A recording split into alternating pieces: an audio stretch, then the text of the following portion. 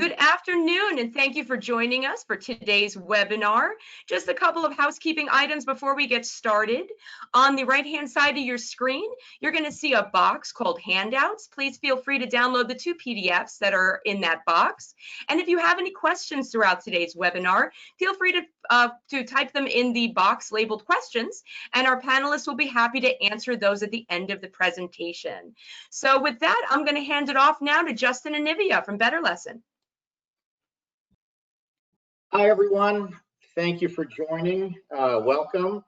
My name is Justin Keller. I'm with BetterLesson. I'm the Director of Partnerships for California and Arizona, Nevada, and a couple other states out here in the West. And we're very pleased to be here today and to learn what's happening in your districts. And we've got our panelists on board here to help out and walk through some questions. I'll pass it over to Nivia. Hello, everyone. I'm Nivia Vega-Claussen, and I'm the National Director of Partnerships at BetterLesson, and a huge fan of the Small School Districts Association. Have been a partner with this amazing organization for 3 years now, and I'm just so happy to be with all of you all today. All right. Well, let's go ahead and go around the horn and introduce the panel, if that's okay with you, Tim, and everyone. Yeah. Shall we start? Yeah, let's do that. All right. Lisa, ladies first. Oh, well, thank you so much. My name's Lisa Ford. I'm currently the Special Education Director for the Nye County School District in Nevada. It's a very small school district with a large geographic footprint. I think we're the biggest continuous landmass in the lower 48 as a county. Prior to that, I was the Director of Curriculum for the district. And prior to that, I was a programs professional with the Nevada Department of Education in the offices of Curriculum, Standards Instructional Support, Assessment, and Special Education. Thanks for having me.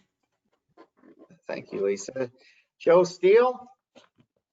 Hello, my name is Joe Steele, Superintendent at St. Regis School District. We're a small school district in the western part of Montana. Got 175 students or so pre-K through 12. I came into education from the Marine Corps. I started as an English teacher in the classroom where I tinkered a little bit with personalized learning, and then became a principal at an alternative school there in Salmon, Idaho, before coming over here. St. Regis had the same idea that education could change into a personalized learning model. So it's been a great fit here, and BetterLessons fit into that because it supports our strategic goals on supporting teachers with professional development. Thank you, Joe. And Joe. Hey, everyone. I'm Joe Aldridge. I'm the Superintendent for Columbia School District in Tuolumne County in California. And we're a school district K-8 with about 470 students, so pretty small. We've been working with BetterLesson for this last year, and it's been a really great experience, so I hope to be able to tell you a little bit more about that. My background is in special education as a teacher, and then as an administrator, and a principal, a director, and now a superintendent. Well, thanks, you guys. And I'm Tim Taylor, the Executive Director of the Small School District Association. And it's so great to have a panel from Montana, Nevada, California. And I had a great talk today with BetterLesson's team about today. And I think you're going to be in for some really good discussion input. And of course, I always believe, and I tell all of our associates this, bring in the people that are doing this work, whether you have 175 kids or 400 or you're doing special ed. Let's hear from the people that did this work. So that's the way we're going to start. I'm going to throw some questions at you guys and ask the panel to do that. I think I'd like to first spend the first minute or two for Lisa, Joe, and Joe to kind of tell us how you implemented BetterLesson into your world. I'm also a former teacher in juvenile hall, and when you have students that cycle in every 19 days, you better have individual learning plans. And I think everyone on this call today at some moment in their life goes, why don't we have like an ILP or IEP for every child? It doesn't make sense. We just did We just did that for special ed. And I think this is the part of the work that you guys have done at your schools. So, let's start out with Nevada. Let's start out with Lisa. And Lisa, how did you give us a couple of minutes how you took the BetterLesson product and brought it into your world in special ed? It has been a fantastic collaboration for us. We're a little larger. We have about 5,000 kids in our school district, but we span 18,000 plus miles. So really looking at how do we provide students an experience through their teachers that allows them to have that personalized learning experience, but really from a teacher standpoint. So how do I provide that type of learning and professional development experience for teachers over such a huge geographic space? And working with BetterLessons, they really were able to put a vision that I had into real practice in providing virtual job embedded, focused, sustained supports for teachers and allowing them to be able to implement curriculum to meet student needs and to move student achievement forward. So for us, this was a partnership that was incredibly beneficial for our districts and particularly for our staff in being able to have those real-time supports available to them, even though they were virtual. When you're working across so many miles, it just becomes too expensive to move people around. So the quality of service that we received was really exceptional, and teachers just thoroughly enjoyed the experience. And we're looking forward to the continued partnership over the 3-year plan that we built. Great. We'll have some more questions for you later on. Thanks, Lisa. Appreciate it. Let's go to Tuolumne. How did I do, Joe? Tuolumne. Great. You did great, Tim. That's great. So here at Columbia, I kind of took a comprehensive approach and thought all of my teachers were really needing some support in moving into some practices with UDL. But of course, like we know with any group of people, they were all over the place. So BetterLesson was a great fit, and I managed to be able to support every one of my teachers and having that coaching support on campus. I used a grant that we had to do that. The outcomes have been absolutely amazing for the teachers. I've seen such an improvement and more cohesiveness across the campus, well, up until mid-March. The cohesiveness across the campus and just how teachers were approaching students, and I really felt some pieces coming together and some real differentiation for the teachers in their professional development for a relatively good, a good sum of money that wasn't outrageous, I suppose. Great. And I'm going to come back to you, Joe, with the first question. So let's head out to Montana. And Joe, so tell us, you're out there, you're a former military guy, and you chose to work with BetterLesson. Tell us how that worked for you. When I came here, our strategic plan that the board had just adopted, I got here in 2014, really focused on teacher development. And so the question I came to the staff with, what do you need? And so a lot of it involved personal, and since we're a personalized learning school, how do we personalize professional development for my staff? And so BetterLessons fit that bill well, because my teachers, I have one teacher per subject area, so that collegial talk is very difficult. So being able to pair my science teacher up with a teacher of the year who's a science teacher that can provide that talk and support was very important to us. And so we partnered with our Gear Up program to fund a portion of the cost, and then we picked it up out of our general fund, convincing the board that this is something they committed to, so we have to put some money towards that.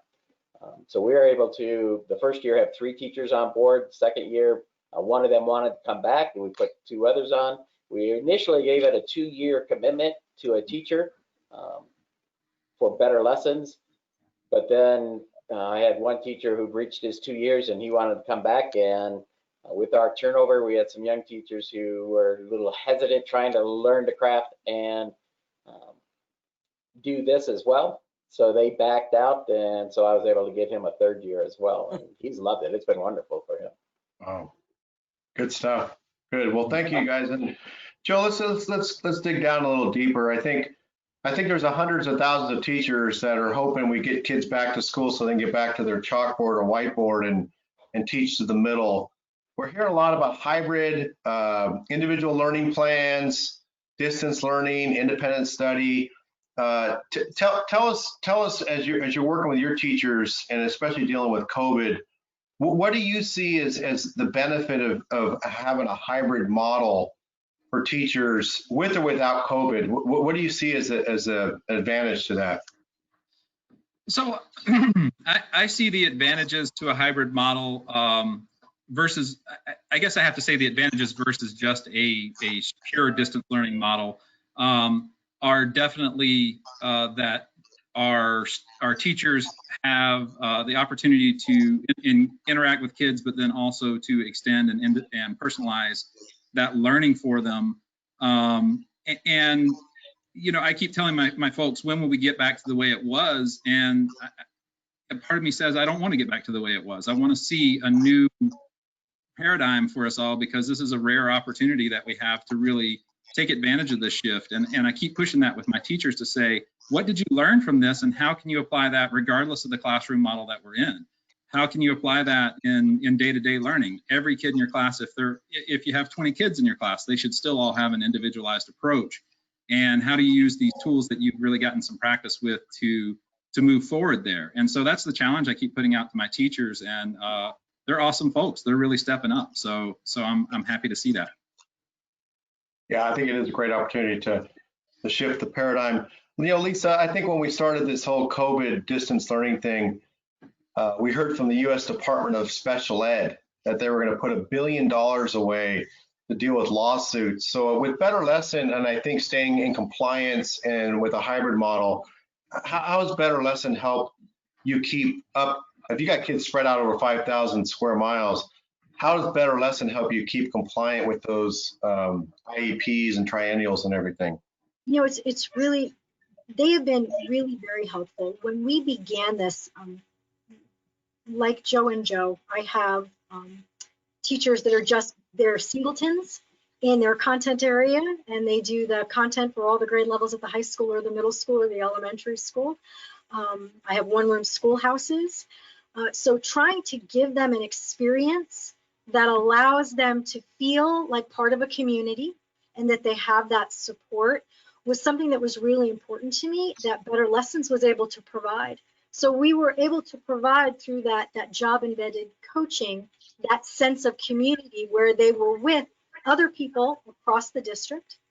So they were able to develop better relationships. There was a lot more collaboration between schools than had been happening prior to that. And they, during this COVID shutdown, particularly in the areas of special education, right, that having made that bridge through all of this job embedded learning that they were doing virtually, they built those relationships. So those relationships continued in support. And we were able then as a district to use some of the same strategies that BetterLessons used with us with our virtual trainings and our virtual support of building leaders across the district, to continue that and to dive more deeply into some of the work we needed to do around the areas of special education that, you know, can be really fraught with difficulties and legal landmines that you're trying to maneuver around. Great. Yeah, I totally agree. And Joe, out here in California, our governor made an announcement yesterday to take a lot of the CARES money. We're expecting $4 billion overall, but $2.9 billion he wants to put into lost learning, because we think the fact that kids could be losing, and we're going to hear some more about data later on. How's this going to help kids that are lost a few months of learning that they're used to? How are you addressing that either in the summer or head into the fall? So we're going to run a virtual summer school. We were really hoping it was going to be in person, but having just got off a call with county public health, that's not going to happen. But I really I want that opportunity for our teachers to engage with our students again in some regard. And then as we move into next year, I'm hoping that I can use some of my paraprofessionals to check in with students if we do have to do some kind of blended model, that they're checking in with those kiddos every day or every other day who are out there, just to make sure they've got that, they understand what they're doing, and they can have an adult who can sit there and work through a problem with them, or help them understand something better. And I'm sure we'll continue to develop. I've got a great staff who keeps coming up with new ideas, and I'm pretty open to implementing those. So. Great. How about Montana? What are you going to do to address the kids' learning gaps if they occur during COVID? And what are some of your thoughts there? So our transition hasn't been as difficult during the closures, because or at least grades 7 through 12, we use a Summit learning platform, and so our content's online anyway. The teacher, and we do a lot of small group work anyway. The teachers do a lecture at the beginning of a unit or a project, but then basically we turn it over to the students, and it's their responsibility to go through, and then teachers follow the data and see where students are at, and then form a lot of small groups to work with those kids who are lagging behind a little bit. So when the governor did allow us to open up, we really focused on those kids who were behind. Either they didn't do anything or they just really struggled. So we brought those students in those small groups and worked with them, then moved them around from class to class to get the help they needed. And that's how we're going to address summer school as well, is just really focus on those kids who didn't do anything and need to be caught up that way. And it's all based on small groups and where they're at. And so our model is very fluid. You know, Joe Steele. God, you guys need new names. We got to switch your name. I'm going to call you Steele and Aldridge like we're in jail.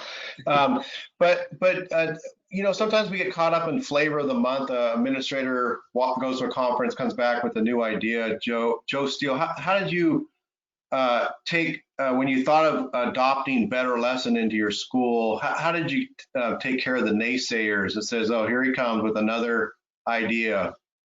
What did you do in that realm? Really, I approached the board and our union and said, hey, the strategic plan calls for professional development. We are a personalized learning school, so we really should personalize our learning for teachers as well. And to do that, the board has to support that with money, and the union has to be supportive as well, which they were. And then we brought it out to the staff at that point once we got the two parties on board. And the teachers agreed that one flavor doesn't fit everybody based on what they need. So they really like the idea of having some opportunity to have a coach that can help them work on the skills that they wanted to develop. And for us, it worked out well because a lot of those skills centered around student engagement. And then so when schools were shut down, it was really, how do we incorporate the video pieces and the Zoom meetings into the content that's already on the platform to continue that face-to-face with our kids. Great. Lisa, off to you now. So I know over 5,000 square miles, it's hard to make sure kids went to school. We're seeing some data in large urban where 50% of the kids did not attend any distance learning. They can't find them. In smalls, we're seeing a lot less, but we still have kids that did not attend. What type of things, how would you address that, especially in your world where kids were able to avoid, you know, they basically took a long summer, I guess you could say. Oh, we tell them you can run, but you can't hide. So, you know, and I have to give that to, you know, all the praise goes to their teachers and to the building administrators. Every single child was contacted by every single teacher at minimum once a week. So we had a requirement through our state that in order to count for our average daily attendance, every student needed a two-way conversation or contact. So we ranged anywhere, our lowest average was 95% a week student contact.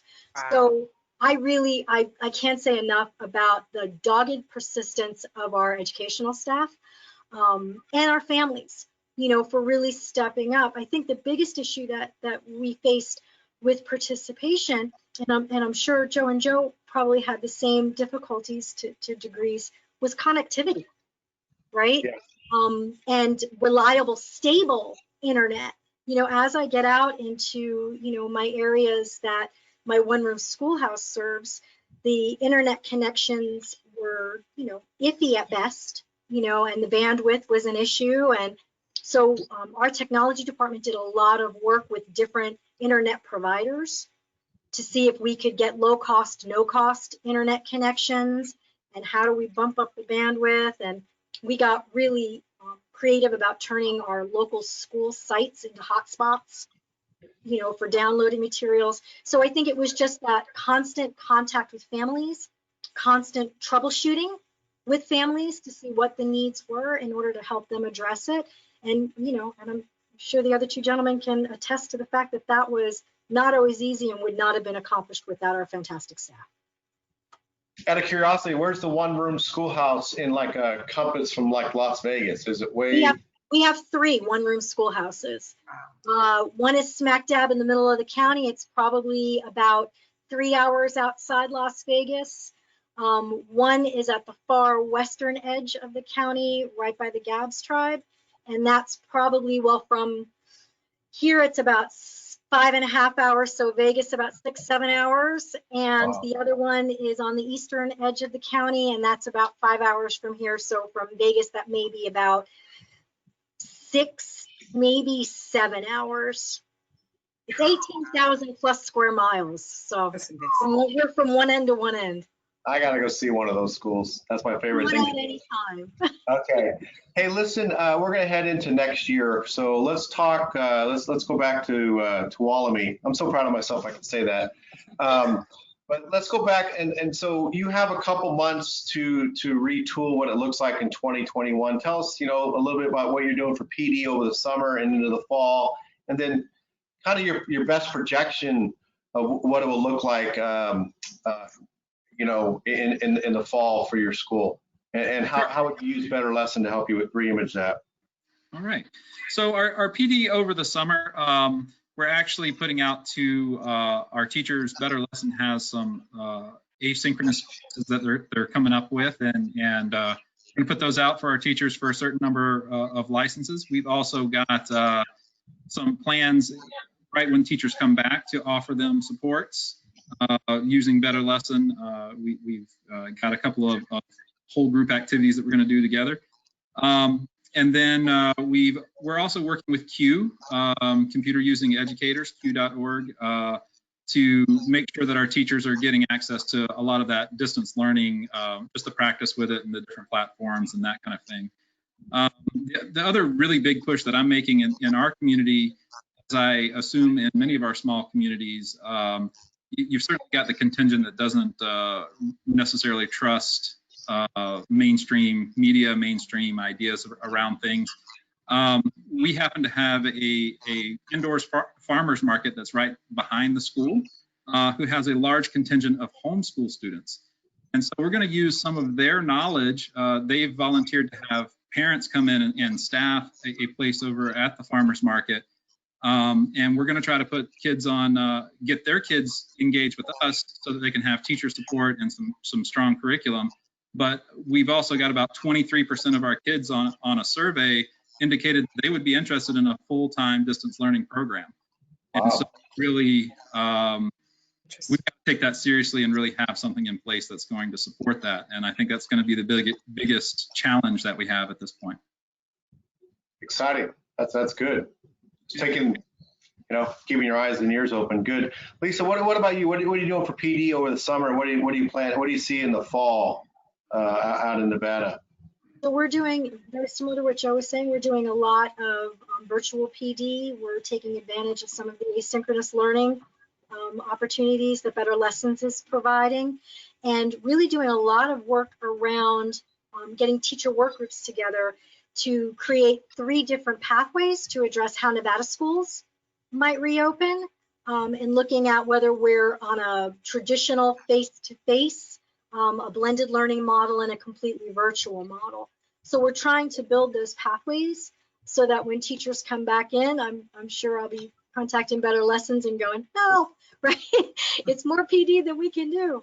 Try and get us up and running so that we can get teachers the kind of supports that they need to be able to work through Google Classroom or Google District. But we found during school closure that people have varying levels of comfort using even Google Classroom. So, you know, really getting those teachers the supports that they need. And I think that we'll continue with that same model that we've used for other PD with BetterLessons and doing that's focused, sustained, job embedded, ongoing professional learning that's tailored to meet teachers where they are. So very much like Joe and Joe were saying, different teachers getting what they need, right? Not this canned presentation. Yeah. Joe Steele, it sounds like you're heading towards bringing all the kids back to school face-to-face primarily, correct? Is that where you're heading in the fall? Right now we're in phase 2 out of 3 phases. Phase 2 allows us to bring in larger groups in the school, but we still have to maintain that social distancing for us. So for us, that's how we're planning on opening in the fall. I've heard that we won't go into phase 3 until late in the fall or early in the winter. So we'll probably start school with a blended model. And so the plan we have in place now is we'll keep the same class schedule, but we'll only bring in half the students, and the other half will get their class virtually. And then the next day they will swap. So we'll have like an A-B schedule. So 7th and 8th grade will come in on Mondays and Wednesdays, and then 9 through 12 will come in Tuesdays and Thursdays, and then K6 will come in, half the class will come in on Monday, and the other half comes in on Tuesday to get the same instruction. And then that was, we presented the idea to all our staff, and then they come back and say, well, here's what we want to do at the elementary level anyway. Rather than trying to send materials home, let us bring half the kids in and get that face-to-face with them, and then the other half in. But we'll see what happens. We could very well be in phase 3, and everything's back to normal. And it sounds like because you implemented this, that you guys could tailor it to whatever the kids, whatever's needed, right? So if you had a flare up again of COVID, let's say, you could shift all the way to distance learning pretty quickly now. Yeah, and that was the whole key to our plan, was to allow us flexibility to pivot one way or the other. And so the blended learning model, especially for 7 through 12, really works out well for us since the content's already online. We have found that many of our kids don't have the distraction of their peers in class, so they've really excelled, whereas others who we thought would do well because they do well in class really struggled at home when they didn't have that support, that time that they could just go directly to the teacher or a peer to ask a question.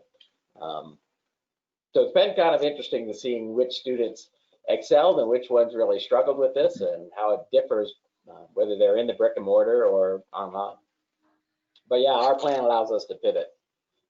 So professional development wise is we're waiting on a literacy grant for next year, or should get information whether we've got approved or not next week. And so our professional development plan is sort of on hold until we find out whether we get the grant and what kind of professional development we can bring in to support the literacy piece. But we'll also be looking at virtual learning because we may have to pivot that way again. Great. Well, we're going to begin to hand it over to Nivia, but 2 things. One, this damn COVID has taken away. Everybody used to say, I'll tailor it to the kids' needs. So my name was great, but now everything's pivot. Everything's pivot. So I'm trying to get my my one thing I had in life, which is the last name, to tailor it to the needs. So let's tailor your on the way out. Maybe you guys spend 1 minute. We have our graphic says reimaging. So Joe Aldridge, why do you when we talk about reimaging your school district, what do you see differently pre-COVID, post-COVID as far as reimaging? And we'll kind of just go Joe, and Lisa, and then hand it over to Nivia. So reimaging your district, how do you see that have been reimaged since COVID started? Well, I think that we really took the lead in our area around just being proactive and ready to go. And ready to respond to kids' needs, because we were already on that road as a school. I think post-COVID, we're just really going to look into some individualized models and really look at how we can get innovative with some of our approaches and really see what we can do to support kids as we maybe continue this blended model further than just through the COVID piece. If it works for kids, we're going to continue to push that way. So I'm excited to learn what happens. Awesome. I think we've made a lot of inroads with the community because of the support we've been providing as well. A lot of it was door to door, at least initially. While we provided meals, we picked up lessons, we passed out lessons, we asked if they needed any assistance. We made phone calls on a daily basis, and so there's a lot of communication coming from the school out to the families and seeing what their needs were. I think that provided a lot of inroads within the community and the families. That's funny, Joe Steele. I just had lunch with a former principal. They said we took DoorDash to mean go sprint, hand out some homework and paperwork and get the heck off that doorstep before the public health official finds you. So that DoorDash was used differently than food. Lisa Ford, why don't you wrap it up for us? How do you see things reimaging in your world? You know, I think it's given us pause for thought about the way we deliver education and supports for students and teachers.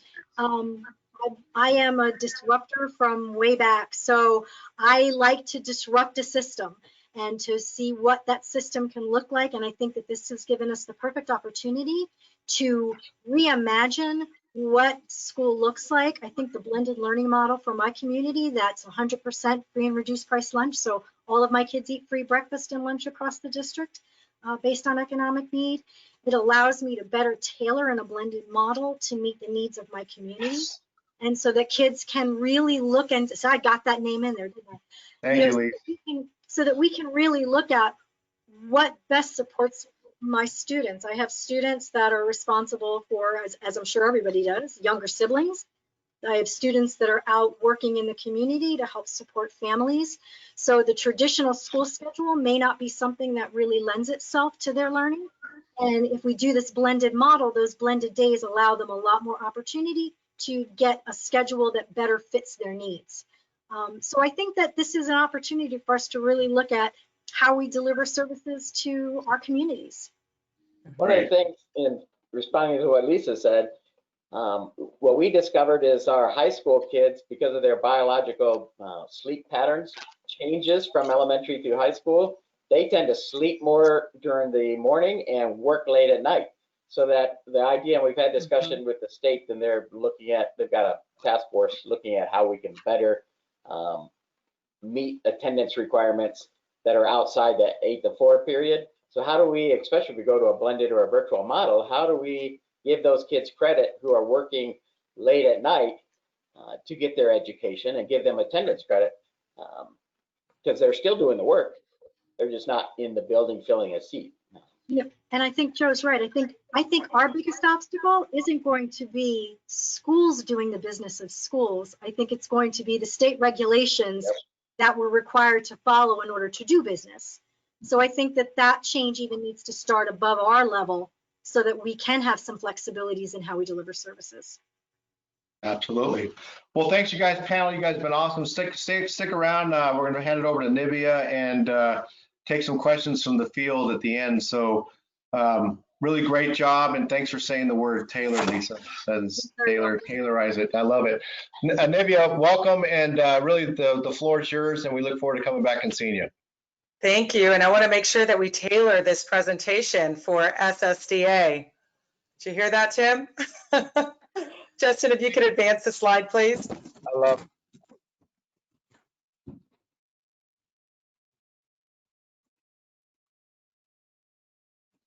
So I think as you heard from this amazing panel who are already thinking about reinventing a back to school that is going to be engaging students, parents, and teachers, I just want to tell you a little bit more about BetterLesson. We have been, as you heard from the panelists, providing virtual coaching and training for the last 5 years. So we aren't an on-site PD company that's shifting to virtual training. And in fact, in the words of one of our partners, distance learning is our jam. And that's a really important distinction to make, because I'm sure you've all experienced webinars or Zooms that you've come into where it's been an on-site company that's trying to shift to virtual. It's a very hard thing to do. It's a very different skill set. it requires a different way of thinking about virtual. So this is what we've been doing for the past 5 years. And let's focus now really on the problems that you hope to solve that our panelists brought up. You can advance. So I don't mean to depress anybody, and it sounds to me like this group probably hasn't experienced this, but this is based on a variety of studies, what we are seeing in terms of the experience for, in this case, it's particularly looking at high school students. So you're seeing over 40% of high school students that either they dropped or never showed up at all to their online courses. There's a concern that 20% of teachers may not come back in the fall, and 60% of parents that are considering pursuing at-home learning options. Now, I recognize these numbers are going to be different based on whether you're rural or whether you're in an urban setting. But these are pretty scary numbers, and it does require a huge shift in how we're thinking about back to school. So let's start with the 40% of high school students who dropped or never showed up. Some of this, absolutely, due to technology, due to lack of access, but some of this was due to lack of engagement. And so if we want to get those students back, we are going to have to elevate our practice across the board. And yes, there are teachers that were doing an amazing job. There are teachers that wanted to do an amazing job, but they don't have the tools or skill set to do it. And those are the ones that we really want to focus on. If we want teachers to come back, they have to know that they're going to get the support, not just to survive, but to thrive in this hybrid learning environment. And if we want the parents to come back, of course, you have to reassure them that it's going to be a safe place to be, but they want to know that their kids are going to get an engaging, exciting education that's practical for them. So that's what I'd really like to focus on today. And in fact, I'd like to just take a moment if everybody would go into their chat and if you could answer this question. So of all the numbers that you see here, what is the number one thing that you feel like you can do from a teaching and learning perspective that you think will make the biggest impact on reducing those numbers? And I think it'd be great to collect that chat. So if everybody could just take a minute to just think about that. And if you can, encompass in a bullet, the one thing that you think would make the biggest impact on reducing these numbers or whatever numbers you saw in your environment.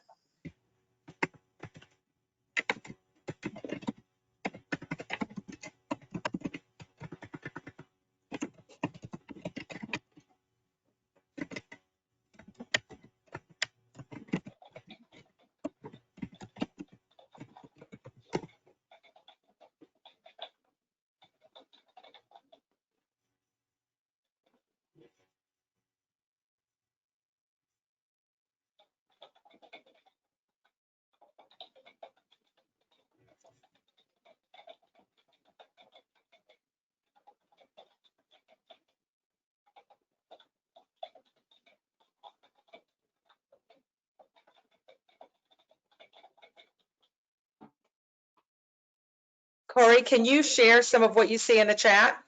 Sure. So a couple of responses. Support teachers to create engaging lessons in a blended environment, keeping in touch with families, serving students with special needs, ELLs and budgeting are the most crucial. That's what I've got so far. Create flexibility in how we educate students. In a virtual world, kids can be on at any time, any place. They should get credit for all that, whether it is at midnight on the beach or within the building. I like the at the beach part. Me too. It's kind of where I want to be right now. Yeah. And that's all I got so far. Wonderful. Thank you so much. And I'm sure you all have seen something like this. This is from NWEA, and they looked at basically the COVID slide in mathematics from grades 3 to 8. And this presentation is going to be sent to you so you can dive into this a little bit better. But you'll see the typical last day, how there's, a little bit of that slide. And then the COVID shutdown, basically schools being shut down in various capacities. But then it's that COVID slide. And that's, yes, thank you. That is pretty remarkable. And when you think about the combination of that slide, again, I don't want to, of the COVID slide, I don't want to depress you. And I'm not telling you anything you don't already know, But what I do want you to know is that these are the areas that we have the solid expertise to really partner with you in supporting. Next slide, please. Okay, so as really all of the panelists mentioned, it's going to take a very flexible approach to supporting teachers, not only because they can't all be in a room at the same time, which is the way we often have delivered professional learning, but because everybody's going to need a different experience. So we have been for years providing one-to-one coaching, virtual workshops. We are creating these self-directed courses now for all of the topics that you'll be receiving. And then, of course, we have the BetterLesson Lab that has all kinds of strategic, or that has strategies really specifically focused around hybrid learning. And I want to get the elephant out of the room. First of all, this is not expensive. We are providing these virtual, highly immersive workshops with Teachers of the Years for $50 a teacher. So it's doable. It's something that you can definitely work into your budget. Next slide, Justin. And I also want to show you how easy it is if you, thank you, that's perfect. What you're looking at here, I know that you probably have to, I mean, I need to put my bifocals on to see this, but this is just to give you an idea of how easy it is if you decide that you want for teachers to engage in some of this learning with us. So this is an example from one of the districts that we worked with. We create a landing page. You give us the dates, you give us the topics, you give us the times that work, and we take it from there. So teachers get a schedule, they go in, they reserve their spot based on whatever topic they want to do, whatever time works best for them, and there's nothing more for you to think about. It is a challenge when you're not bringing everybody together to think about, you know, how do I even plan for all of this? Next slide. And the other thing, you know, you've got to be asking yourself, well, if you weren't convinced by these three amazing panelists, is this any good? And what I can tell you is specifically the distance learning support that we've been providing through the virtual workshops. And these are these two highly immersive, 20 teachers maximum in a Zoom room. It isn't this webinar approach. They are engaged. It is truly, they walk out of there being able to think about how to build their own distance learning plan. But this is what they're telling us. So thousands of teachers so far, we asked them, would you recommend this? You know, for teachers to recommend professional development, they have to feel that it's pretty darn good. And we're getting an average score of 9 out of 10. And then on the question of, are you satisfied with this professional learning? I mean, 90% said extremely or very much. And as you can see, here's some of the comments that we're hearing from teachers during a time that's really very stressful for them. So if you think about those 20% of teachers that are thinking about not coming back, I'm sure your numbers are much lower than that.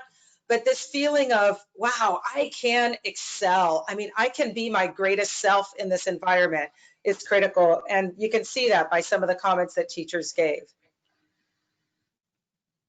And then I'll end. Let me see, will you go to the next slide? Let's see if this comes up. Yes, this is it. This is a quote by Robert Padilla. He's superintendent of Newburgh and Large School District, and he's 2019 Ed Week leader to learn from. And I feel like all of our panelists embodied this. This is a real opportunity to lay the groundwork for what the future of education can be. We have opportunities in front of us to design teaching and learning experiences that reach all kids. We hope that you will consider letting us partner with you in this journey, and we thank you so much for taking the time to join us today and listen to our panel. And if we have a few minutes, I'd like to leave it open for any questions, comments, ideas that you may want to share. We do not have any questions just yet, but if you have any questions you'd like to ask the panelists, please feel free to type those in the question box and we'll get those answered. In the meantime, Tim, if you want to come back on, maybe you can kind of wrap up with the panelists.